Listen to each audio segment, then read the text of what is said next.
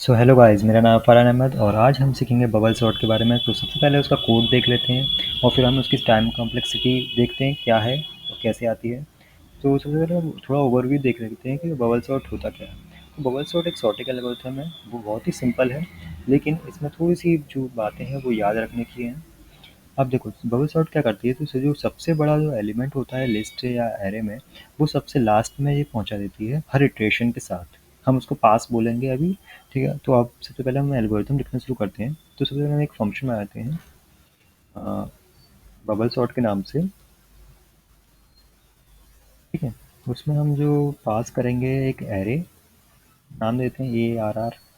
ठीक है, तो हम अब इसमें हम सबसे पहले हम फाइंड कर लेते हैं कि लेंथ क्या है। तो उसी लेंथ तक हम ट्रेवर्स करेंगे। तो लेंथ के लिए हम एल वेरिएबल लेते हैं और लेंथ से हम उसकी लेंथ निकालेंगे ARR एरे की। ओके, सो हमने लेंथ मालूम पड़ गई। अब हम क्या करेंगे, एक लूप लगाएंगे जो ट्रेवर्स करेगा पूरी लिस्ट को। ठीक है, फॉर आई ले लेते हैं variable, for I in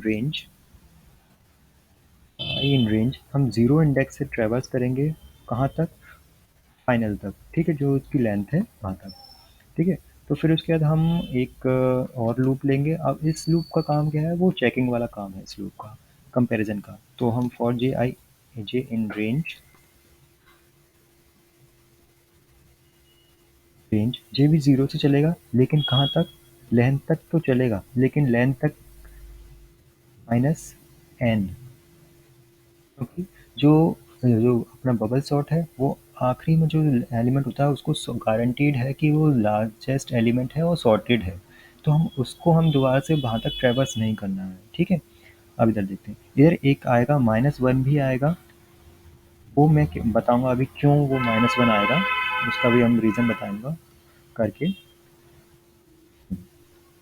sorry, L I आएगा, इधर आई है ना, वेरिएबल अपने आई लिया है। ठीक है, अब देखो, अब इधर अपन चेकिंग करेंगे कि भाई कि जो अपना एरे का जो लिस्ट का जो एलिमेंट है जिस पे अभी हम हैं और उसके बाद का जो एलिमेंट है उसमें कंपैरिजन करेंगे कौन बड़ा है। ठीक है, जो एरे का अभी एलिमेंट है जो जे वाला होगा, अगर वो बड़ा है, चेक करेंगे किससे, उसके आगे वाले से, मतलब J+1 से। तो क्या कर दो, स्वैपिंग कर दो। स्वैपिंग कैसे करोगी कि जो जे वाला एलिमेंट है उसमें क्या करा, उसके आगे वाला एलिमेंट को हम डाल देंगे। ठीक है, तो अब क्या, जैसा हम स्वैपिंग का एक तरीका है, देखो एरे, और जो J+1 वाला है उसमें जे का डाल, ये स्वैप हो गया। ठीक है, ये स्वैप हो गया। अब ये अपने एक तरीके से एल्गोरिथम हो चुकी है, लेकिन हम इसको थोड़ा और सही करने के लिए हम इधर एक वेरिएबल लेते हैं, फ्लैग कह देते हैं उसे, कि मतलब like कि हाँ ऐसे रखते हैं, स्वैप्ड, स्वैप हुआ कि नहीं, स्वैप्ड इक्वल्स टू अभी फॉल्स।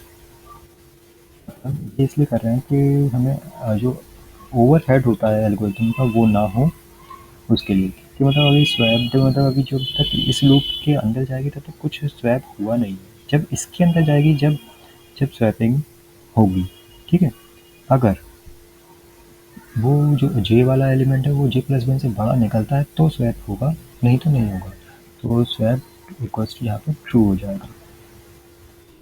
अब ट्रू है तो हाँ ठीक है, चलो हाँ कि अभी स्वैपिंग अभी रह गई है, और भी स्वैप हो सकते हैं।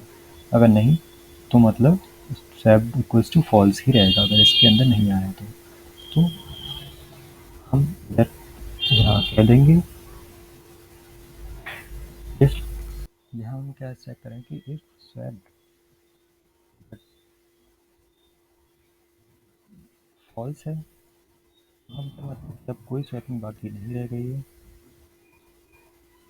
Swap equals to false, equals to false, and कोई स्वैपिंग बाकी नहीं रह गई है तो क्या कर दो, रिटर्न कर दो एरे को। ठीक है, अब ये हमने तो लगाया कि मतलब कि यहाँ तक फॉल्स, मतलब अगर इधर कुछ हुआ नहीं तो मतलब इसका ये मतलब है कि अब एरे में सारे ही एलिमेंट सॉर्टेड है, तो अब कोई स्वैपिंग की ज़रूरत नहीं है।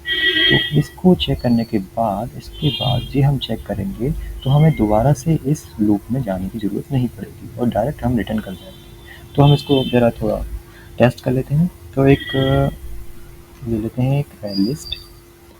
तो उसमें हम 6 5 4 3 2 1 पूरा उल्टा लिस्ट ले लेते हैं, ठीक है, डिसेंडिंग ऑर्डर में है।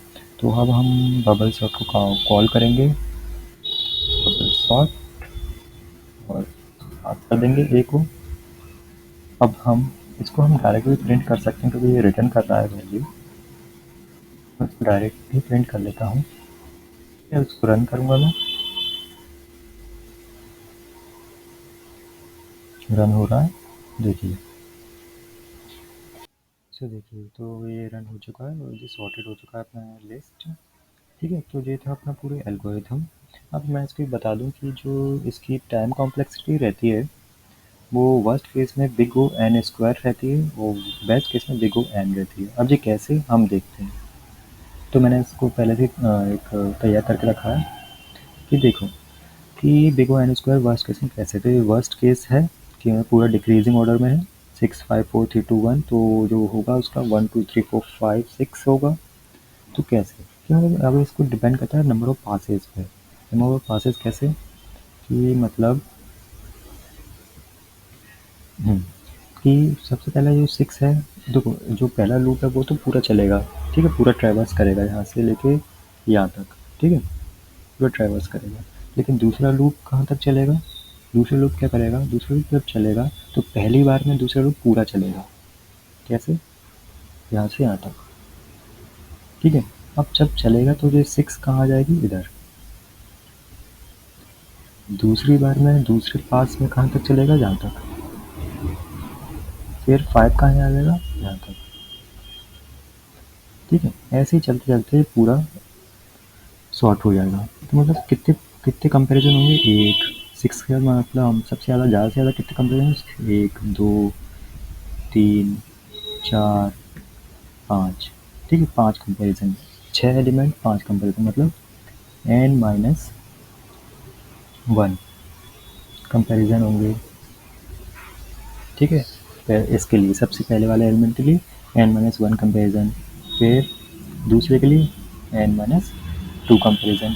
तो ऐसे चलते चलते चलते चलते 1 तक जाता है ये सब चीज़।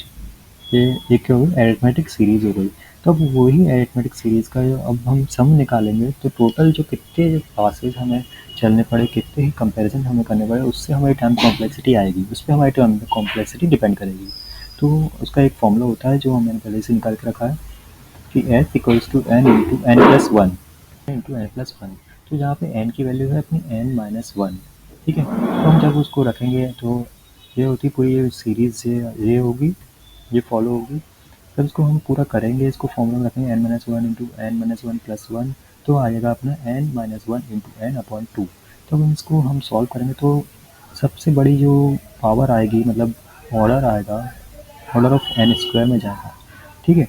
तो इसका हम क्या जब वर्स्ट केस देखते हैं तो सबसे बड़ा हम क्या देखते हैं, सबसे बड़ा ऑर्डर, मतलब big O order N square है, पावर सबसे ज़्यादा किसकी, बिग ओ एन स्क्वायर में जा रही है। तो इसका क्या हो गया, बिग ओ एन स्क्वायर इसका वर्स्ट केस कॉम्प्लेक्सिटी हुआ, ठीक है। और बेस्ट केस में एन जितने क्योंकि बेस्ट केस क्या होगा कि 1 2 3 4 5 है ना, बेस्ट केस जी,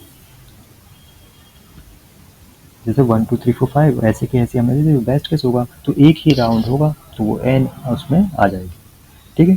तो ये होगा इसकी टाइम कॉम्प्लेक्सिटी होती है बिग ओ एन स्क्वायर और बेस्ट केस में एन, ठीक है। तो वीडियो अच्छी लगी हो तो लाइक करें, सब्सक्राइब करें।